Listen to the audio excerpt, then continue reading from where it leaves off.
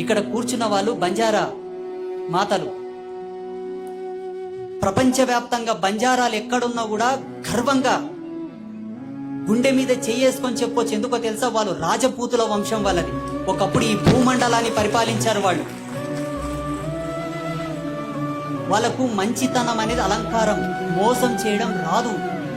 మంచితనము చేత ముష్కరులు వచ్చి వాళ్ళ రాజ్యాలను ఆక్రమించి రాజ్యాల నుంచి బహిష్కరించడం వలన కొండలనక, గుట్టలనక, ఎండనక, వాననక, రాయనక, రప్పనక కన్న కష్టాలు పడి ఈరోజు వాళ్ళని షెడ్యూల్డ్ క్యాస్ట్ కింద అంటగట్టింది భారత రాజ్యాంగం. ఈ దేశానికి అసలైన వారసులు వాళ్ళే. విదేశీయులతోటి పోరాటం చేసినటువంటి రాజపూతులు వాళ్ళు.